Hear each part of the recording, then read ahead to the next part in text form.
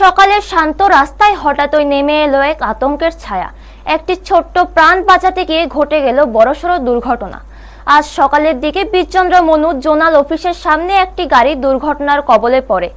জানা গেছে, আগরতলা থেকে জোলাইবাড়ির উদ্দেশ্যে যাচ্ছিল একটি ওয়াগনার গাড়ি।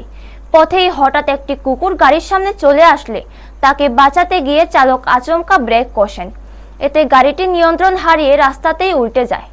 দুর্ঘটনায় গাড়িতে থাকা ৩ জন যাত্রী আহত হন। আহতদের মধ্যে রয়েছেন সিকান্দার বাদশাহ, বয়স ৬৫, যিনি কাশেম নামেও পরিচিত এবং সুগার মিলে মাছ বিক্রি করেন, ইন্দ্রজিৎ বৈদ্য, বয়স ৫২ ও অলোকজ্যোতি বড়ুয়া, বয়স ৬৪।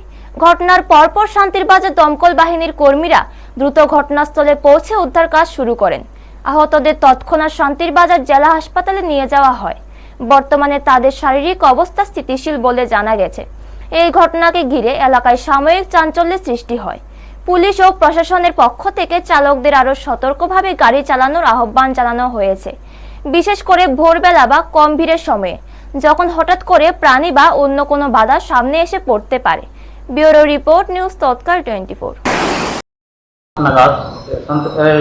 বীরচন্দ্র মনু পিএস থেকে মন্ডল পিএস থেকে একটা ফোন আসে আমাদের কাছে যে বীরচন্দ্র জোনালের পিছনে একটি দুর্ঘটনা ঘটে।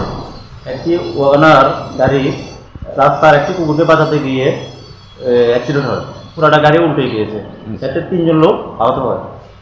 ওনাদের নাম, একজন হলো সিকান্দার বাদশাহ, বয়স আনুমানিক 65 বছর, আর নাম হলো ইন্দ্রজিৎ বৈদ্য, বয়স 52 বছর, আরেকজন হলো অলোকজ্যোতি বড়ুয়া, বয়স 64।